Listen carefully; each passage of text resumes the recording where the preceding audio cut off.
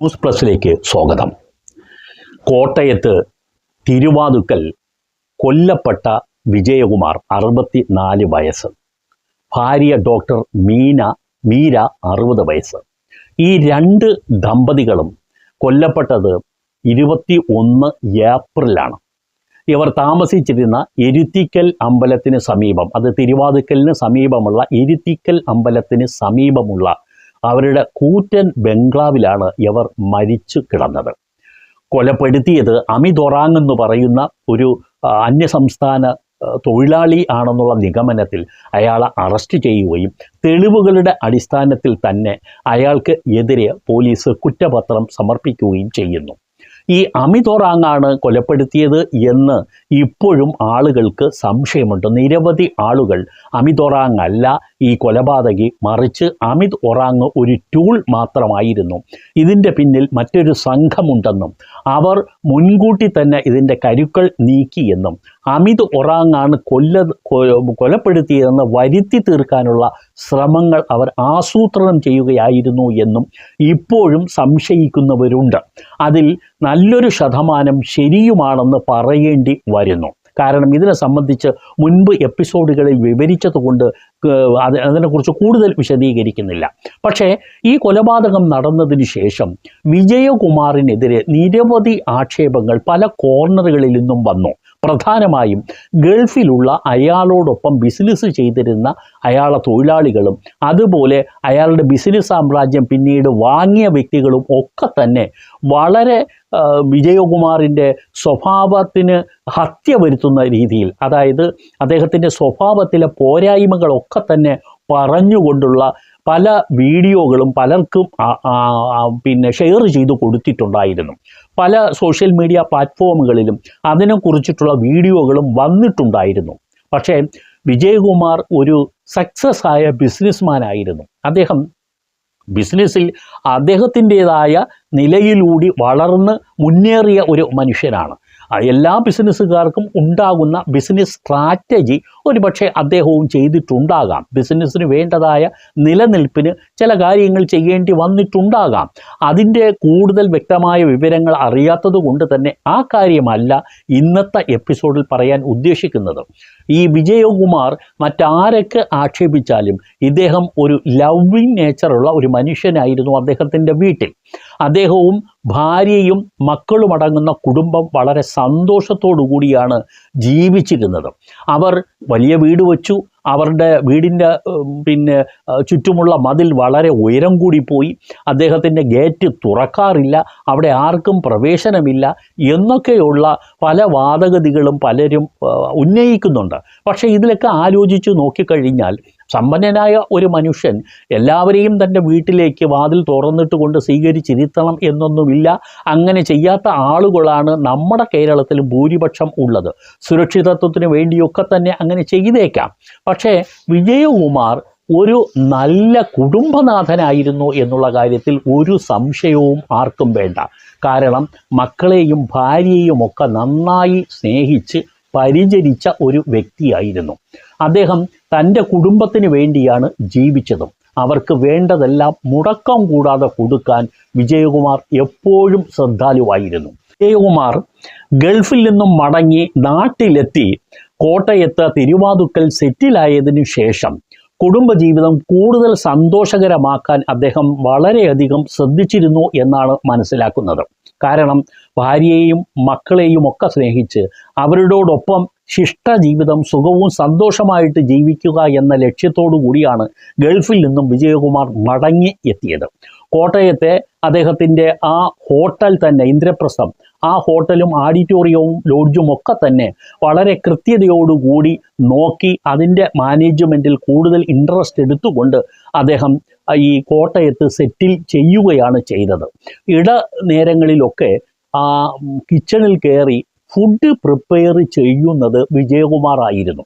കാരണം വിജയകുമാറിന് ഈ കുക്കിംഗ് വളരെ ഇൻട്രസ്റ്റ് ഉള്ള ഒരു വിഷയം കൂടിയായിരുന്നു. പലപ്പോഴും ചിക്കൻ ബിരിയാണി അദ്ദേഹം അടുക്കളയിൽ ഉണ്ടാക്കി ഭാര്യയ്ക്കും മക്കൾക്കും കൊടുക്കുമായിരുന്നു. അത് അദ്ദേഹം സന്തോഷപൂർവ്വം ഏറ്റെടുത്തിരുന്ന ഒരു കാര്യം തന്നെയാണ്. ഈ ഭാര്യയുമായിട്ടുള്ള അദ്ദേഹത്തിൻ്റെ അടുപ്പം വളരെ ഈടുറ്റതായിരുന്നു, വളരെ ദൃഢമായിരുന്നു. ഒരിക്കൽ പോലും അദ്ദേഹം ഭാര്യയുമായി പിണങ്ങിയ ഒരു അവസ്ഥയും അയാളുടെ ജീവിതത്തിൽ ഉണ്ടായിരുന്നില്ല. കൃത്യമായും കുടുംബം നോക്കുന്ന ഒരു വ്യക്തി എന്നുള്ള നിലയിലും മക്കളെ നോക്കുന്ന ഒരു കുടുംബനാഥൻ എന്നുള്ള നിലയിലും വിജയകുമാർ ഒരു സക്സസ്ഫുൾ പേഴ്സൺ ആയിരുന്നു എന്ന് പറയാതെ വയ്യ. മിക്കവാറും ഓണങ്ങളായാലും ഈ വിഷു വന്നാലും ഒക്കെ തന്നെ കുടുംബാംഗങ്ങളെയൊക്കെ വിളിച്ച് ഒരുമിച്ചിരുന്ന് ഭക്ഷണം കഴിക്കുന്ന ഒരു പ്രകൃതവും ഉണ്ടായിരുന്നു. പക്ഷേ അദ്ദേഹം മകൻ്റെ മരണശേഷം വല്ലാതെ തളർന്നുപോയ ഒരു വ്യക്തിയായിരുന്നു വിജയകുമാർ.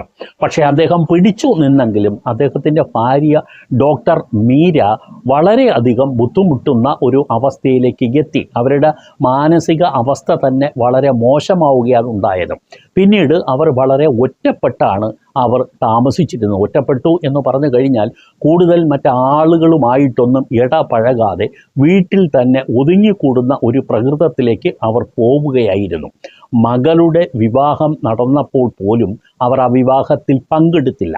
അതിന് അവർ പറഞ്ഞ കാരണം മകൾ ഒരു വിദേശിയെ തങ്ങളുടെയൊന്നും ഇഷ്ടമില്ലാതെ വിവാഹം കഴിച്ചു എന്നുള്ളത് കൊണ്ടാണ് ആ വിവാഹത്തിൽ പങ്കെടുക്കാത്തത് എന്നുള്ളതാണ്.